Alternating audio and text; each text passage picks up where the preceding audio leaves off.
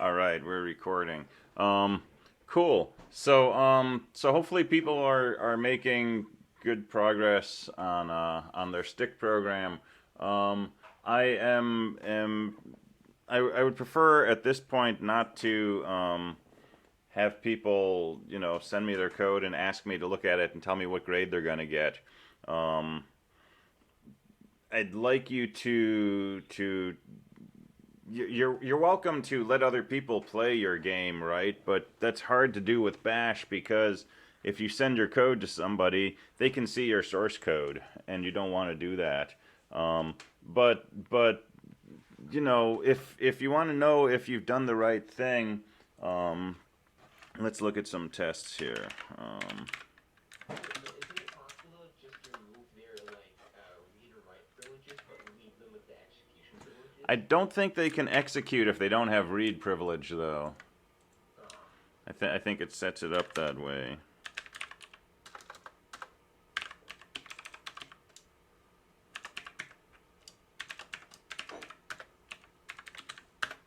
So how do you tell if your game is working correctly? Run your game. Okay, so first of all, make sure that you're in a subdirectory named PA1. Okay, and make sure your game is named stick. And go ahead and run it, and it should print you a welcome message and say how many sticks do you want to play with. Put in some funny answers, right? And oh, that was weird. Oh, that's 15 or more. Okay, so put in some illegal answers, right? And make sure that it keeps asking you. And this either works or it doesn't work, right? So as long as putting in an illegal answer, it keeps asking you, that's great. Okay, give it a legal answer. Who should go first, you or C? Put in some answers that don't make sense, and it should keep asking you. Okay, and then put in either lowercase u or lowercase c. So let's say C, right? And then, show the pile of sticks, show how many sticks are taken, show the new pile of sticks, ask the user. I'll take 2 sticks, show the pile of sticks, show how many sticks the computer's taking, show the new pile of sticks. No, you don't need to limit the number of sticks. I'm not going to play with 10,000 sticks, but, if somebody wants to do that, you can definitely do that. And, I'll let the computer go first. So there's the pile of sticks. And, yeah, that's okay. But it's kind of a silly thing to do. So, make sure that's working. And then the other thing is, make sure that if the person makes an illegal move, it lets them, correct their mistake.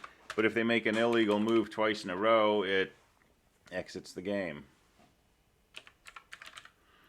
And make sure that the number of sticks that it's taking is, either the pile size modulo 4 or it's just 1. Right? So if I take 1 stick, there's 19 sticks left. 19 mod 4 is 3. It takes 3 sticks. And in most cases, whatever you take, the computer is going to win.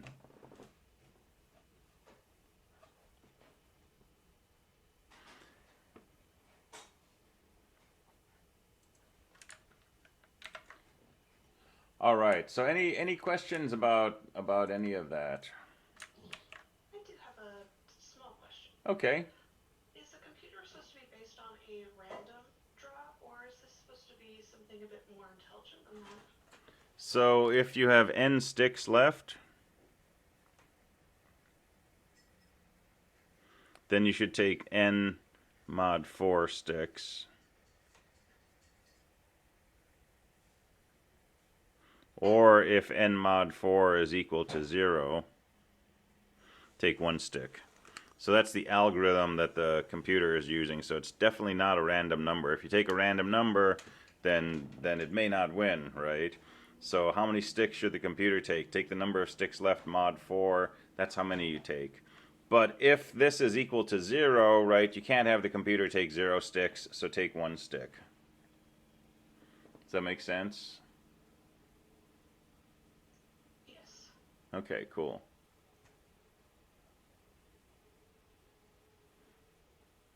When I made my PA1, I didn't use initial and remaining pile. I only output the remaining pile. Is that okay? I think the assignment asks for the initial pile also. Let me see what it says.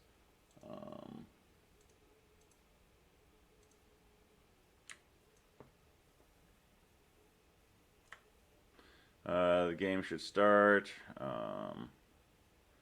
An invalid answer. Da, da, da.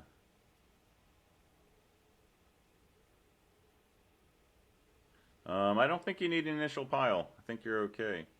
Should go first. An invalid answer on the user's turn. How many sticks remove on the computer's turn? Play continues. You must show the set of sticks after each player's move. Alright, yeah, you do not have to show that initial pile of sticks. So you're fine. Just show the pile of sticks after somebody has made a move.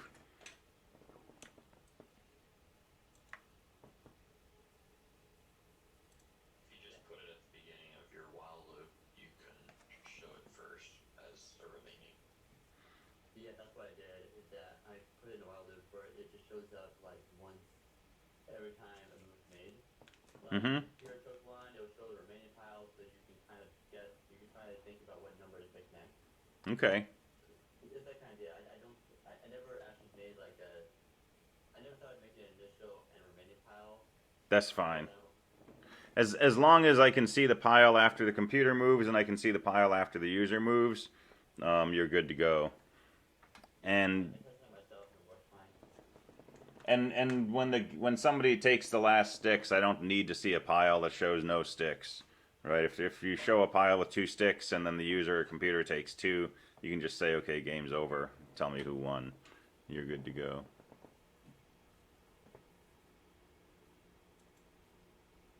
All right, go ahead, please, and send me an attendance note. Let me know that you are here. So we don't have to show the initial pile, or with like initialized? I don't think that's in the assignment write-up. I do that in my sample program, but I don't think it actually says that in the assignment, so you don't have to do that. But if you do, that's totally fine. That's cool.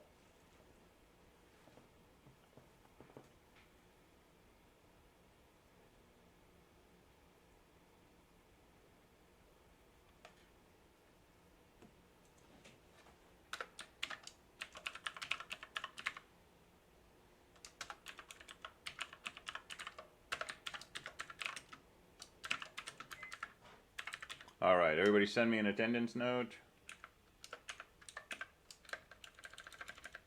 Do you manually check these attendance notes, or do you have the bot? I have some tools, well, shell scripts, basically bash scripts, that will go through the entire attendance chat and basically look for, you know, a name with a dash with a here or an AFK or a back, and then it cleans them up and puts them in the same order as the names in my attendance list. And then I kind of go through and I just, you know, if I took 3 attendance pings, I look to see if someone's name is in there 3 times. If they're not, then right now what I've been doing is going through and kind of seeing, okay, so, you know, if they pinged twice, okay, that's probably okay, they missed a ping. If they only pinged once, you know, did they ping once in the very beginning and then I didn't hear from them again? If something like that, then that'll be a 0 for the day. So it's a combination. It's more manual than I'd like it to be at this point. But, you know, I'm looking right now and there's 29 people in the class. So this is good. What's happened since we went online is, you know, typically we'll start off and after a week or 2, I'm lucky if a third of the class is showing up.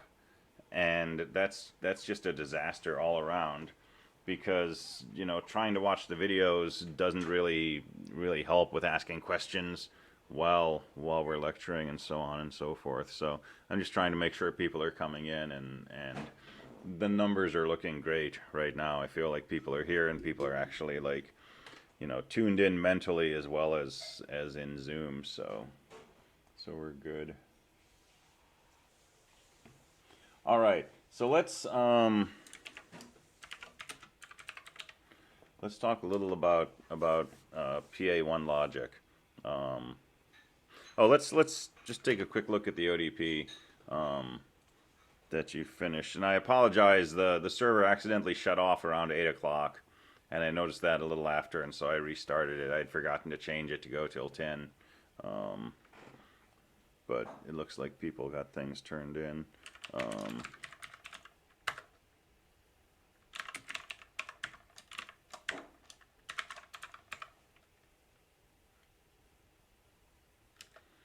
Attendance ping, you can either send a direct message or you can send it to everybody. If you don't want to, announce to the world that you're here or that you're going away from your keyboard or something, you can do a direct message. But if you happen to send it to everybody, that works fine also.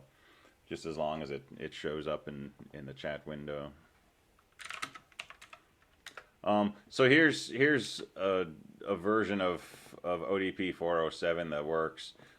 Make absolutely sure you've got the shebang in the very first line. And depending on what you call your file and how you write your code, sometimes your code will not assess properly if you don't have this. We're writing bash code, right? If you hand this file to somebody, you've got to tell them, hey, this is bash code. Make sure you run this with bash. That's what this first line is doing. It's telling whoever is executing this, in this case the assess program, hey, this is bash, right? So interpret it using your understanding of bash syntax. So this prints a prompt, it reads a number, it checks to see if it's between 1 and 3, and if it is, you're good, so it echoes OK, and it just exits. If it's not, we know that there's a problem, so now we're doing the second part of what the assignment says, which is print out the word error, and then give them one more try. Read a number, right, print a prompt, read a number, and if it's legal, then go ahead and say OK, otherwise say fail.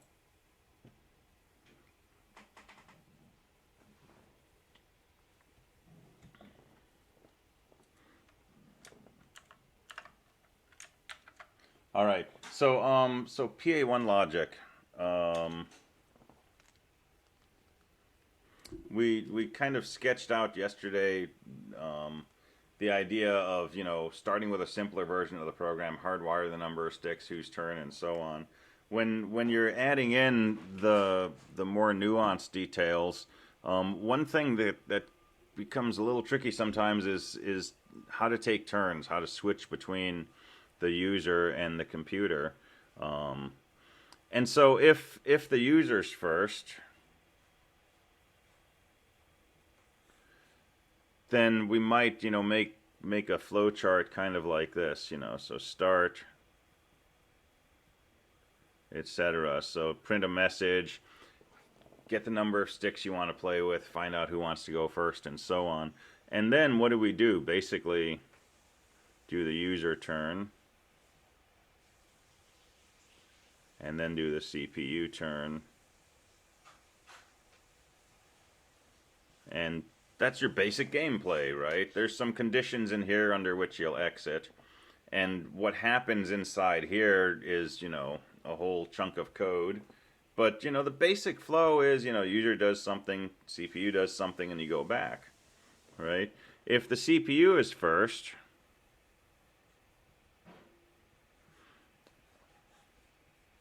it's kind of the same thing, but, CPU turn, user turn, and go back.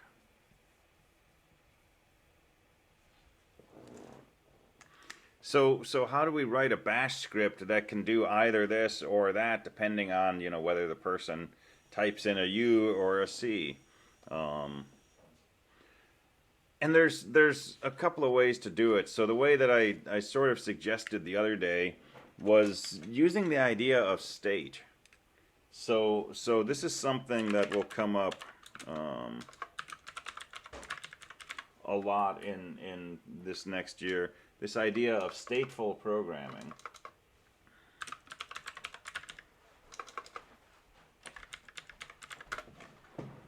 You would describe this as like a game state, right? As a what? You would describe this as like a game state, right? Yeah, it's a game state. So if you've done any game development or you've thought about game internals, right? This is a familiar concept probably.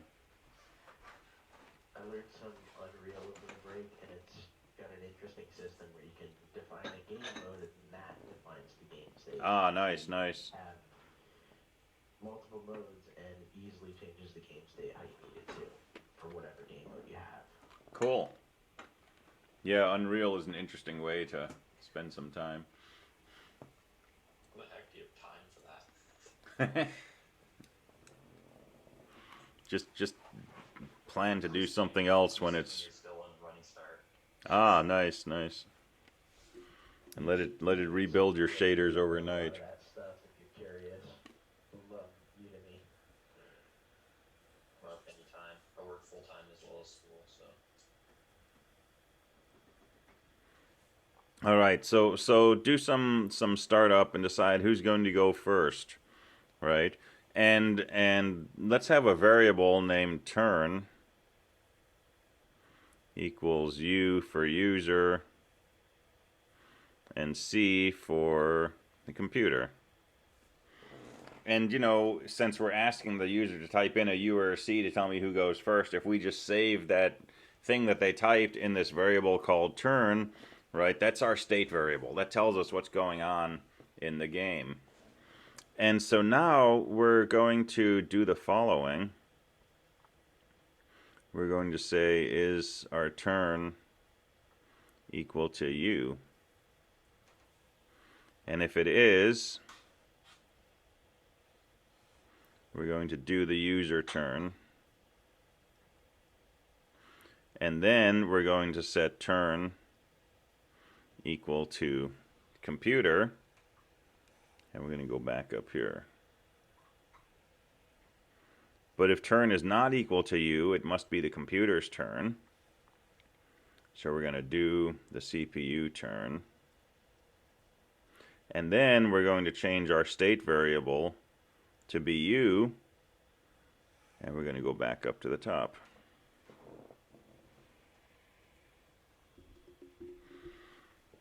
So instead of, you know, having a loop with you know, do this and then do that, we're just going to use a conditional. We're going to have a state variable, I'm calling it turn, which says whose turn is it. And we'll check that inside our loop. If it's the user's turn, we're going to do the user turn. Change that variable to say next is the computer's turn. Go back to the top of your loop.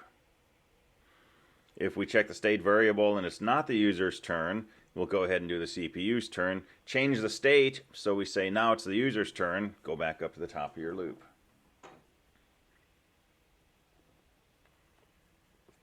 And this is a really powerful programming concept, right? Being able to have one set of code that does something different depending on the value of a variable. And you're basically building a state machine. So that's one approach to this. There's a second approach we could take, and if this makes more sense, this is totally fine. So we could, you know, do some startup. And, you know, find out whose turn it is.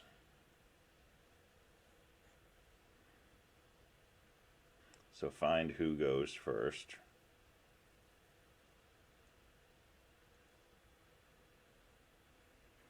And then I could say, does the user go first? And if yes, then I'm going to say do the user turn.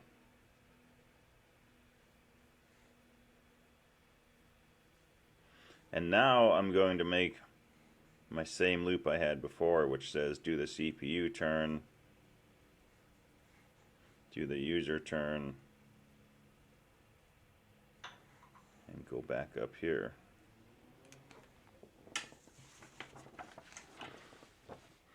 So if the CPU is going first, right, this will be a no, and we'll just, you know, go directly into this loop where CPU takes a turn, user takes a turn, and so on. But if the user says they want to go first we do a user turn, and then we go into this loop, CPU turn, user turn, CPU turn, and we've mimicked this behavior, but by having just, you know, a single loop down here, and not having to worry about a state variable. I'm assuming there's a way to do Boolean variables in Bash, or no? Bash does not really understand types of variables. But you know, you can make yourself a flag, and you can set it equal to, you know, yes or no, and you can say if bracket bracket $ flag equals quote yes, right? That kind of thing. Is there no true false, so you can't set something to true and then if this? No, definitely avoid that. There are instances in which that will work or will appear to work, but it will bite you eventually. And I have a really good knack, it's in my genes actually, for making code break. So you want to write code that's like as unbreakable as possible. And one sure way to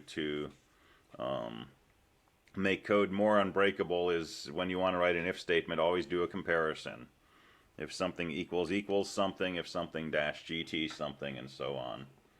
And don't try to do like we do in C, where we just say if x. But it's so much faster. Sorry? It's so much faster To type or to execute? to type. Yeah. It's also faster to execute. Oh, really? Yeah, usually. Oh, I guess, yeah, unless you triple equaling in, like, I guess, I don't know, does C have triple equal for type? No. Really? Even though it's strict type? That'd be the best to have triple equals on. I don't think there's a triple equal in C. I mean, maybe in a variant of C, but straight C is either equal for assignment or double equal for comparison. Interesting. Yeah. I have a quick question. Yeah. Is there any such thing as a collection type or a dictionary in Bash? Or is it pretty much just strings? We can and will talk about associative arrays in Bash. And those are like dictionaries, super duper powerful construct. And we might even have a programming assignment around those. And yeah, we'll talk a lot about hashes in CSE222. We'll talk a little about it in CSE215, but that's basically an associative array. And so Bash has, you know, plain old arrays that we're used to from other programming languages, but it also has associative arrays.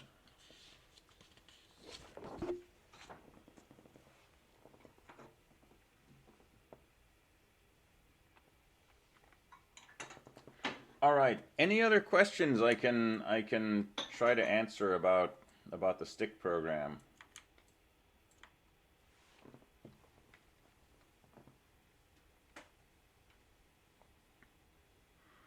And my final pieces of advice on stick would be make absolutely sure that you know push all your code into your CSE224 repository. And make sure this is under a subdirectory named uppercase PA1, and make sure the file is called stick, lowercase. And I do automate the process of, you know, pulling these things down and moving into the appropriate directory, and so on. We can't put an SH on the stick or no? 5 letters only, please. Gotcha. Yeah. Is it possible to rename a file? Yeah, so you can use the mv command.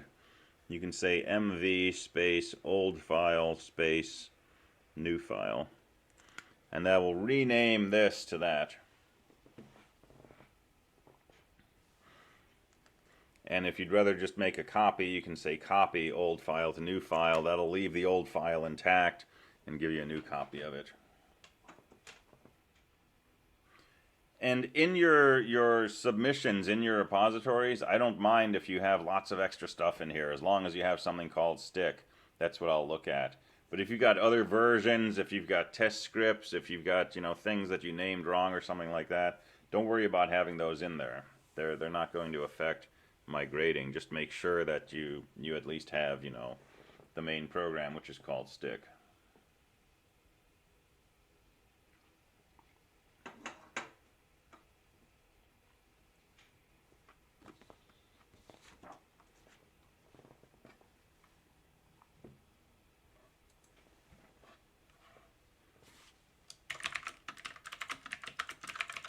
All right. Well, let's shift gears a little bit, and let's talk about input and output in Bash.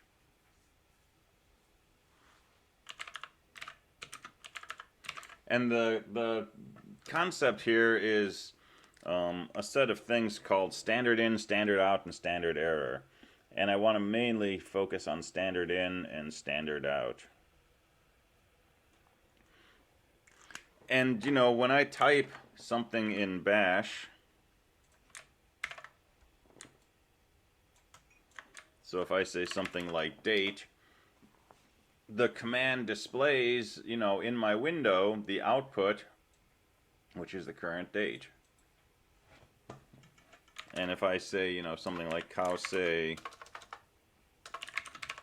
hello, this command generates output, and that output displays in this window. And I get my cow saying hello.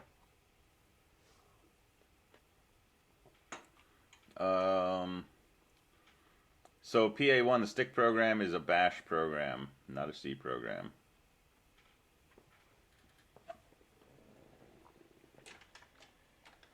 All right, so how does this command know where it should put its output? How does it know that I've got a window sitting here and it should display the output of the command in this window so that I can see it? So it seems like, you know, maybe that's an obvious thing to do, but there's actually a whole mechanism that goes into making the output of this program appear here. So there's this thing called standard in and this thing called standard out. And to a first approximation, we can think of standard in as being synonymous with your keyboard and standard out as being synonymous with your display. And that's not, you know, incredibly precise, but for working purposes, we can kind of think of it that way. So if a program wants to send something to standard out, it's going to send it to my display. And if a program wants to read something from standard in, it will read from my keyboard. So for example, there's a calculator program, BC. What BC does is it reads from standard in, performs a calculation, and then writes the result to standard out. Well, standard in is my keyboard, so it's waiting for me to type something on my keyboard like 2 plus 3.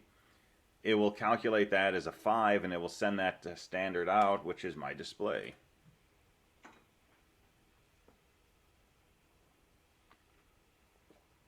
So that's, you know, kind of what you would expect a program to do. Wait for you to type something and then generate something you can see. But it's not directly set up to always read from my keyboard and always send to my display.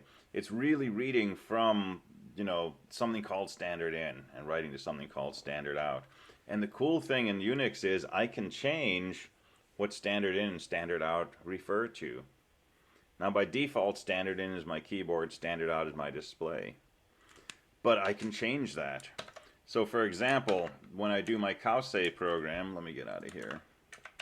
When I do my cowsay, it sends the characters that make this picture to standard out, which is my display. But I can change what standard out is. So I can do something called output redirection. But I cannot type today.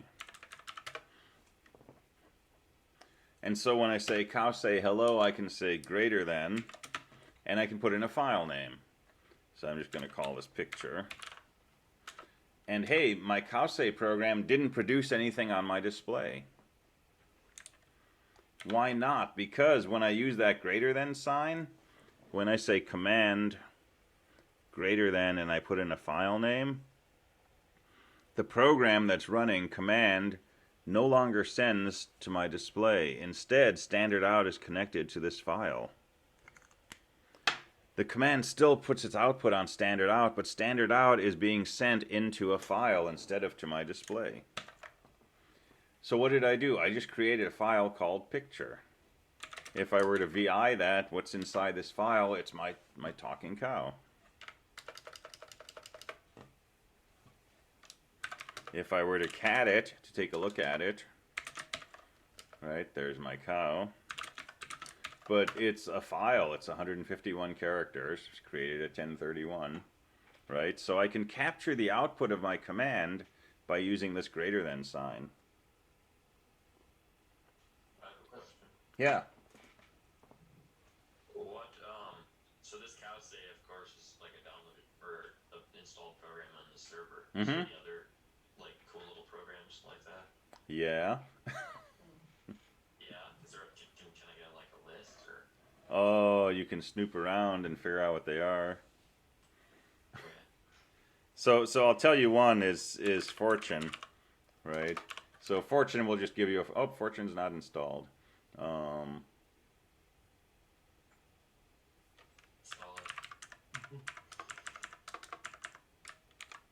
it. Oh, I'm not on the server.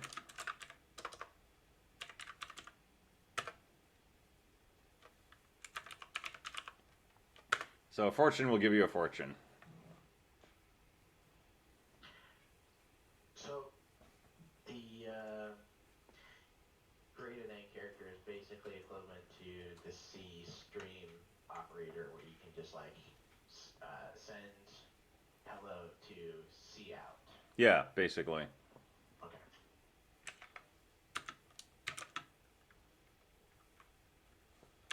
So I can send my fortune to a file called FFF, and instead of seeing it on my screen, it's gone into a file FFF, and if I cat FFF, there's my fortune.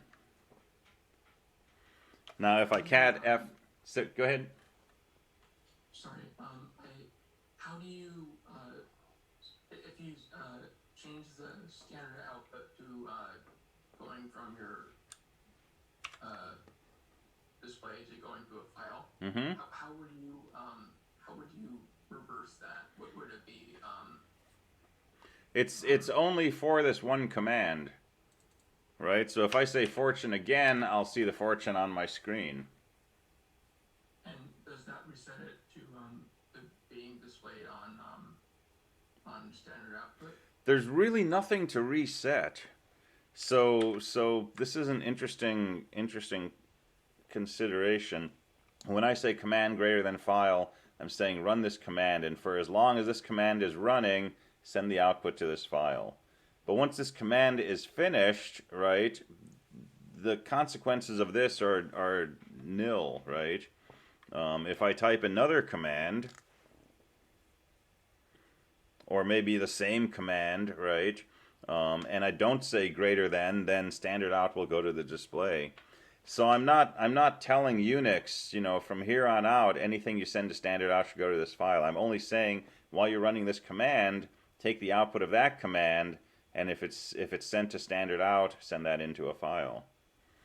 So there's nothing to really reset. I understand better now. Okay, cool.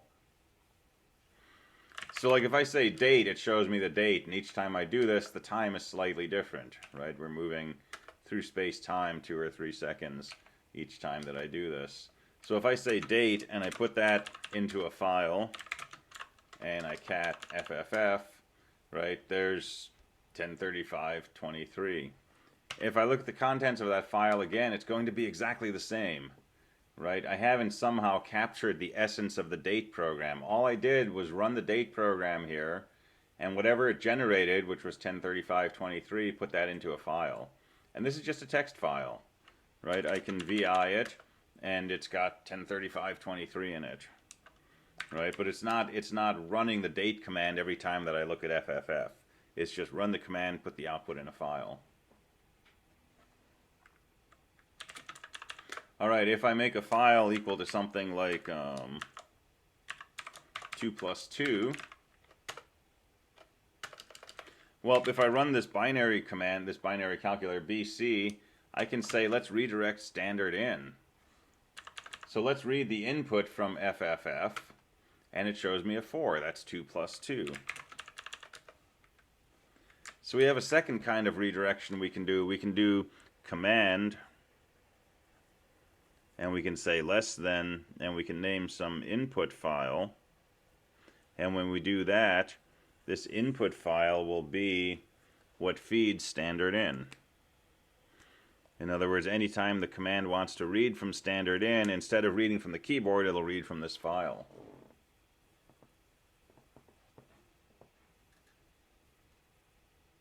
And yeah, we are saving the output in a file. That's exactly a good way to think of it. All right, so we can redirect standard in as well by using a less than sign. And so if I put a bunch of calculations inside here, so I'm going to do 2 plus 2, 13 times 76, 100 plus 1. I can redirect standard in of the BC command, and it does each of those calculations for me.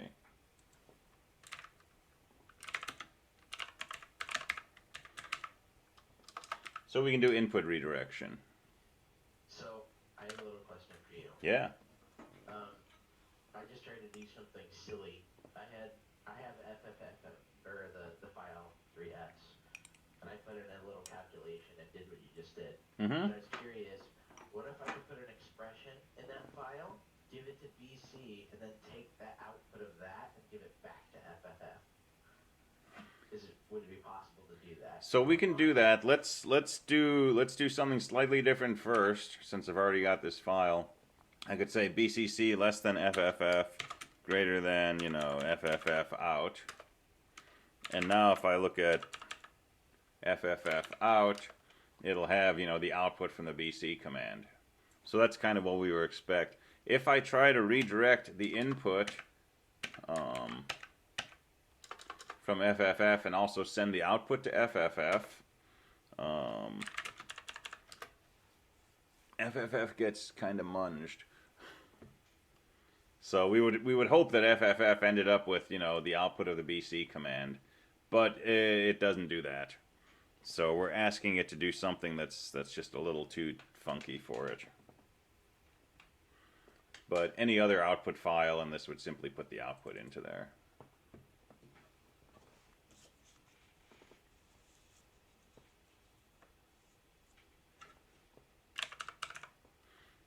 There's also a command on here called askcon, and it's kind of like the Fortune program, but it's geared towards the computer science sequence at Clark. So a student I had a number of years ago, his name was Con.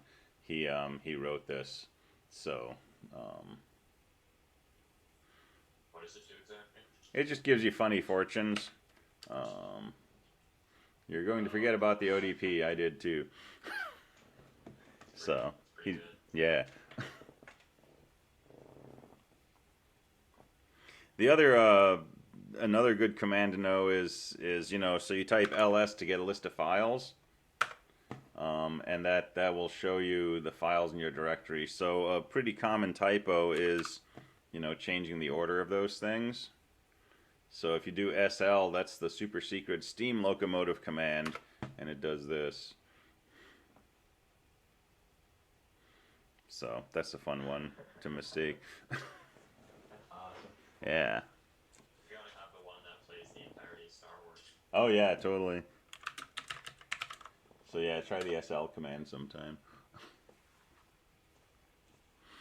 All right.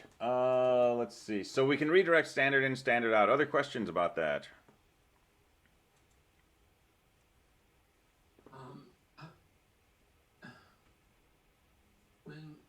When would having knowledge of that be useful in writing a program?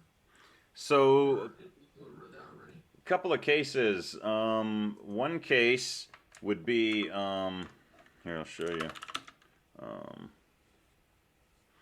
One case would be I'm guessing this is how Echo is actually structured. If you go and you look at it, it's just piping whatever set of characters you typed to standard out, right? yeah. So you can redirect the output of Echo also. So I was working on something yesterday, and it was producing a lot of output, and this is the simplified version. It was actually producing 17 million lines of output, and it was going by my screen, really quickly. So I used a greater than sign to take the output and basically send it into a file, and then I could go into that file and move around it at my leisure and look for things and so on and so forth. So one useful application of this is to capture the output from a program, And especially when you're debugging, right? If your program has got a bunch of print statements to tell you when variables are changing values and things like that, it might produce a lot of output, right? That's exactly what I was facing here. And so throwing that into a file lets you do some post analysis on it.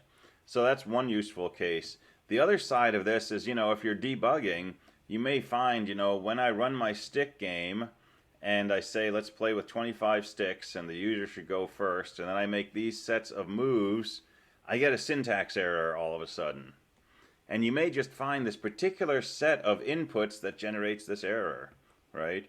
Well, if you take that set of inputs and put it into a file, you can say stick less than, magic commands, and always, reproduce that error generation. And now as you go through your code and you try to change it to get rid of that, right, you can just keep rerunning that test case without having to remember, exactly what moves to type in, how many sticks to take each turn, and so on and so forth. So it's really good for debugging. That's probably our first order application of it. And yeah, this is similar to standard out and standard in C++. Same idea. It'd be considered streams, right? That we're working with? Basically, yeah. And so, if I say something like echo hello, right, I can send that into a file. And if I look at the contents of my file, it's got what I echoed. So we can use this greater than, we can use this less than. We can also do this. And this says append. So if I use two greater than signs, it will take the output, the standard out of this, and append it to the bottom of this file. So for example, if I say date greater than D, right, and I look at the contents of D, it's got the date. If I do greater than D, 5 times, what's in my file D? Well, it's whatever this last command generated. But if I say date greater than D, and I do that 5 times, well, it's got the result of each of those commands. So we can append.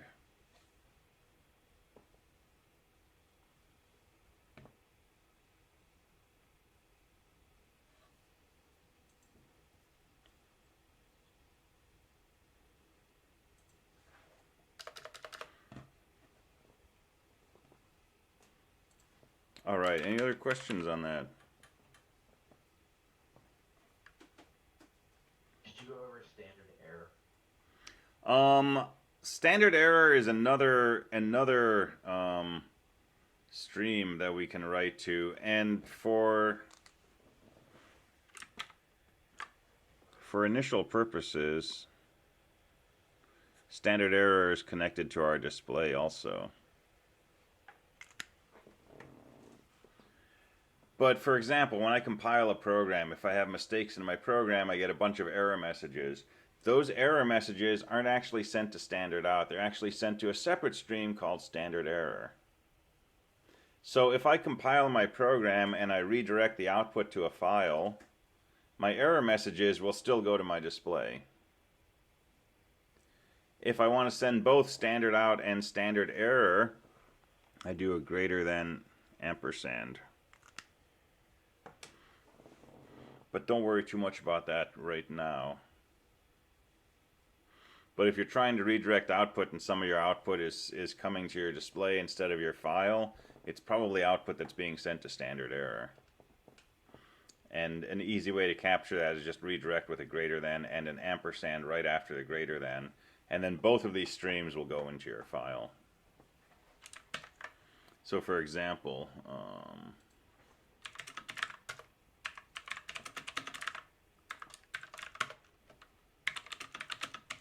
alright, so if I try to compile this error, I'm going to get an error message. So if I say gcc-c bad greater than output, this error message still comes on my display, and nothing got written to my file called out, right? Because GCC did not send this message to standard out, it sent it to standard error. Specifically because if I'm trying to send the output of a command to a file, but something unexpected happens, the command really wants me to see this, right? Me, the person who's sitting here looking at my display, rather than just sending this message into a file, and you know, I might think everything worked fine. So if I redirect with a greater than followed by an ampersand, now I don't see the message, and if I look at the output file, that's where the message went. So if your program's generating a billion messages and you want to see what they were or save them, you could redirect like that. That makes a lot of sense, right? If you got an error compiling something, it wouldn't just go to your output because it couldn't. It had an error. So Right. you need a separate stream, right? Yeah, yeah. I don't think less than file is a thing.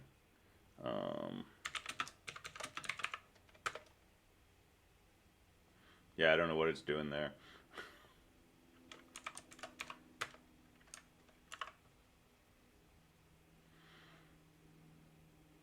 Oh, I know what it's doing. Okay, yeah. So it's doing something totally different. So, and it wouldn't make sense to, you know, sort of append to the input of a command. All right. So let me leave you with a teaser. This is where we'll talk about tomorrow. So, for example, I have the date command, right? And I have the cowsay command. And here's something I could do. I could take the date and I could send that to a file. And then I could say cowsay, and I could redirect the input of the cowsay command from that same file. And now my cow is telling me what the current date is. And that's a really useful thing to be able to do, not have a cow tell you what the date is, but take the output of one command and use that as the input of another command. That's a really, really useful. It's probably one of the most useful aspects of Unix, is being able to do that. And we can always do that with a temporary file, right? I could say, you know, show me what directory I'm in. Let's put that into a file. And then let's send the output of cowsay. Let's send the input of cowsay from that file, right? So there's a way to do this, and it's something called a pipe. And a pipe is basically a way to take two commands and take the output of the first command and automatically connect that to the input of the second command. And it lets us do something like just date, and we can say pipe the output of that to the input of cowsay, and there you go. And you don't need a temporary file in between. So we'll start by talking about pipes tomorrow, and we'll see a lot of cases where we can use pipes to do a lot of more specific processing in Unix.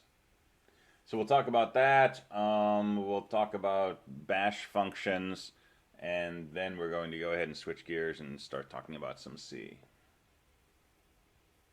All right, send me one more attendance note on the way out, and we're good to go.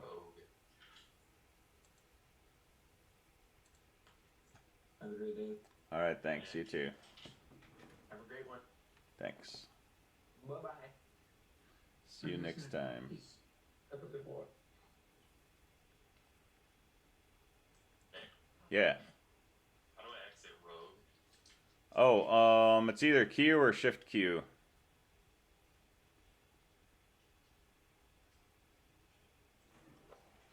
Did one of those work? I tried to, and now it's just like saying quit with 0 gold more. Yeah, so when it says more, just hit the space bar.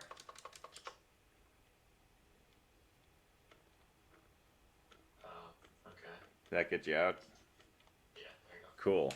Yeah, get some high scores on Rogue. We didn't get any high scores last year, so we gotta present this year. And it's good practice for VI. Cool, thank you. Wow. All right, have a good one.